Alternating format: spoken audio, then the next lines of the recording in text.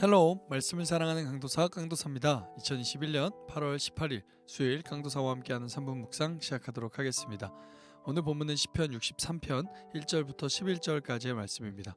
오늘부터 시편의 이야기가 시작되는데요. 새로운 말씀 기쁨으로 기대함으로 함께 나눠보도록 하겠습니다. 먼저 오늘의 묵상 도입을 보겠습니다. 이 시는 시인의 애통, 감사, 말씀 묵상, 저주와 기원의 요소들이 다양하게 표현됩니다.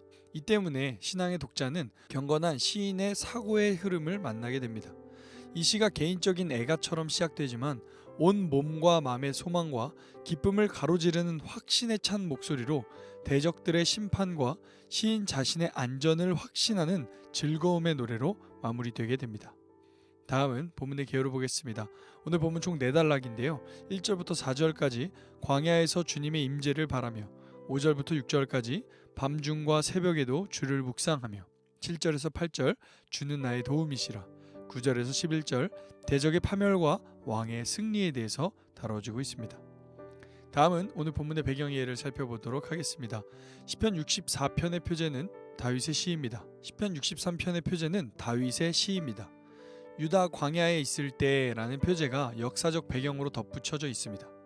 다윗이 사울을 피해 광야에서 도피하여 유랑하던 시기의 사건과 관련되겠지만 특별한 정황이 언급되진 않습니다. 만약에 이게 아니라면 다윗의 아들 압살롬의 반역 기간 동안 경험한 광야 생활의 시점일 수도 있습니다. 중요한 것은 어찌되었든 다윗이 유대 광야에 있다는 것 자체가 고난의 시기를 보내고 있다는 것을 말해주고 있습니다. 다음은 오늘 본문의 묵상 포인트 한 가지를 살펴보겠습니다. 우리에게 정말 필요한 것입니다. 시인은 광야에 있습니다. 마르고 황폐한 것은 그가 있는 땅만이 아니라 그의 영혼과 육체, 그의 전 존재도 그와 같습니다. 그에게 필요한 것은 하나님, 그분의 임재입니다. 과거 성소에서 그가 경험하였던 그 주님의 권능과 영광이 도망자 시인에게 필요합니다. 그가 바라는 것은 주님의 인자입니다. 그것 없이는, 하나님의 임재 없이는 살아도 산 것이 아닙니다. 주님이 인자를 베풀어 구원하시면 시인은 평생토록 주님을 송축하며 그 이름을 높이리라 작정합니다. 사랑하는 여러분, 질문하겠습니다. 여러분은 무엇에 갈급하십니까? 요즘 세상은 온통 성공, 돈, 주식, 땅, 비트코인 그런 얘기들 뿐입니다. 정말 그래서는 안 되지 않겠습니까? 사랑하는 여러분, 오늘 우리에게 필요한 것은 하나님의 임재, 하나님 그분이십니다. 우리는 하나님 없이는 결코 살 수 없는 존재들이기 때문입니다. 오늘도 이 사실을 기억하며 우리가 그 무엇보다 하나님의 임재, 하나님의 은혜를 구하며 살아가는 하루가 되길 소망합니다. 감사합니다.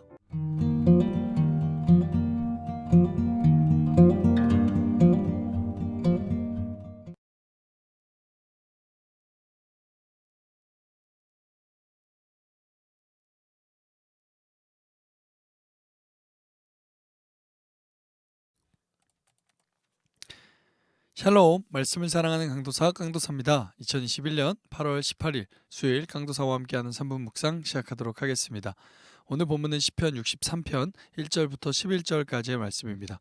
오늘부터 시편의 이야기가 시작되는데요. 새로운 말씀 기쁨으로 기대함으로 함께 나눠보도록 하겠습니다. 먼저 오늘의 묵상 도입을 보겠습니다. 이 시는 시인의 애통, 감사, 말씀 묵상, 저주와 기원의 요소들이 다양하게 표현됩니다. 이 때문에 신앙의 독자는 경건한 시인의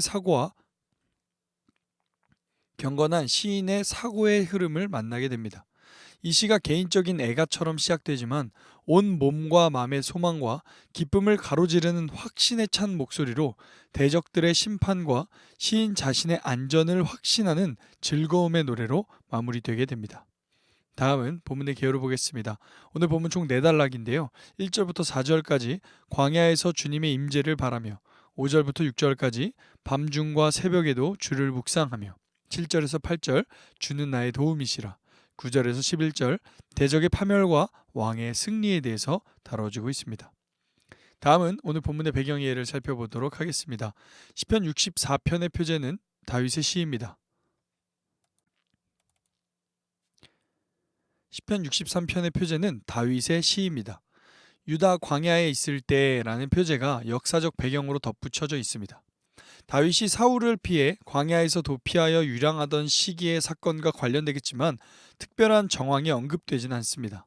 만약에 이게 아니라면 다윗의 아들 압살롬의 반역 기간 동안 경험한 광야 생활의 시점일 수도 있습니다. 중요한 것은 어찌되었든 다윗이 유대 광야에 있다라는 것 자체가 고난의 시기를 보내고 있다는 것을 말해주고 있습니다.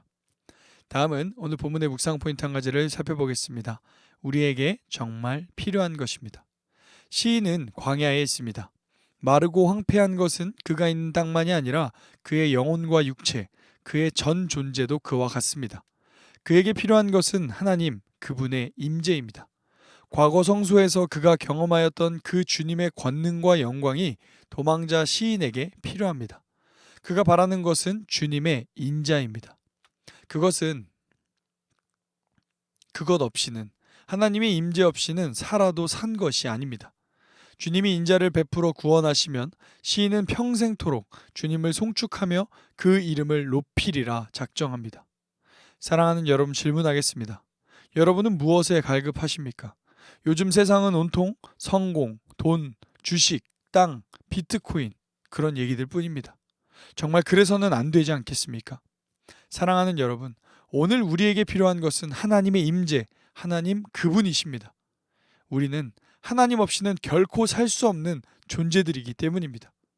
오늘도 이 사실을 기억하며 우리가 그 무엇보다 하나님의 임재, 하나님의 은혜를 구하며 살아가는 하루가 되길 소망합니다. 감사합니다.